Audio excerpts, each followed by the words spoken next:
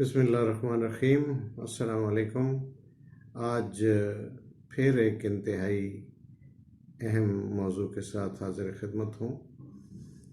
आज हमारा मौजू गुफ्तगू है सक्सेशन सर्टिफिकेट।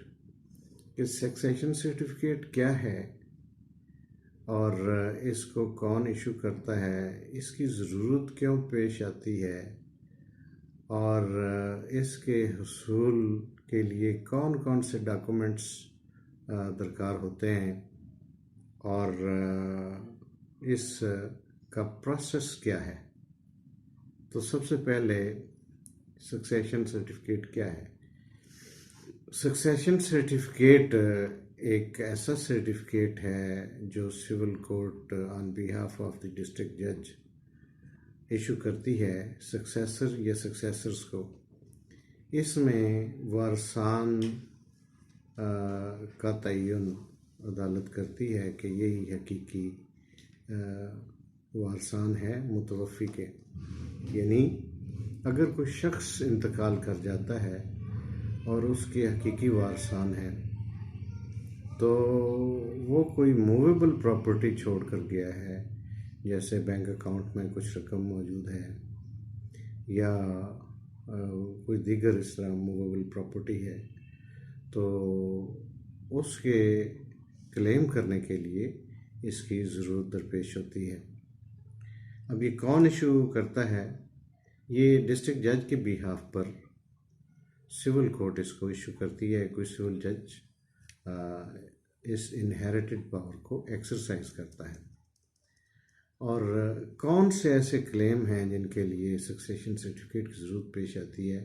इंश्योरेंस और कोई रकम मौजूद है बैंक में उसके लिए, प्राइस बॉन्ड्स हैं उनके लिए, या स्टॉक एक्सचेंज के शेयर्स हैं उसके लिए, या लॉकर्स में कोई कीमती अशिया मौजूद हैं जैसे कोई जेवर है या नकदी है या कोई और ऐसा कोई चीज़ जो है वो लॉकर्स में पड़ी हुई है, या सेविंग सर्टिफिकेट्स हैं, तो उनको क्लेम करने के लिए इसकी सक्सेशन सर्टिफिकेट की ज़रूरत पेश आती है।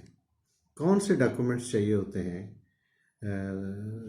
सर्टिफिकेट जानशीनी के असूल के लिए या सक्सेशन सर्टिफिकेट को हासिल करने के लिए? सबसे पहले तो जो अहम डॉक्यूमेंट है वो है डेथ सर्टिफिकेट, और उसके बाद अगर रकम बैंक में मौजूद है तो उसके लिए बैंक स्टेटमेंट दरकार होगी जिसके ऊपर मुतवफ़ी का नाम अपीयर हो रहा हो, और अगर उसके बॉन्ड्स हैं, प्राइस बॉन्ड्स पड़े हुए हैं तो उनकी कापीज़ दरकार होंगी, और सेविंग सर्टिफिकेट्स हैं तो उनकी कापी दरकार होगी, और अगर स्टॉक एक्सचेंज में उसके कुछ शेयर्स हैं तो उसकी कापी दरकार होगी, और अगर उसकी कोई किसी बिज़नेस या कंपनी में कोई पार्टनरशिप है तो उसका प्रूफ, यानी वो पार्टनरशिप डीड की कापी वगैरह या एग्रीमेंट की कापी वगैरह दरकार होगी।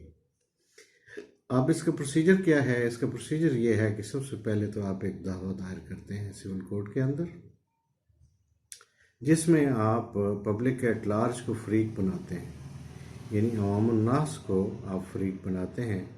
तो जो अदालत है वो स्टेप 1 के तौर पे फरीक हैन को तलब करती है, यानी नोटिस इशू होता है पब्लिक एट लार्ज के नाम, अवामुन नास के नाम नोटिस इशू होता है, अखबार में इश्तिहार वगैरह होता है, और उसके बाद अदालत जो है वो फर्दर प्रोसीड करती है।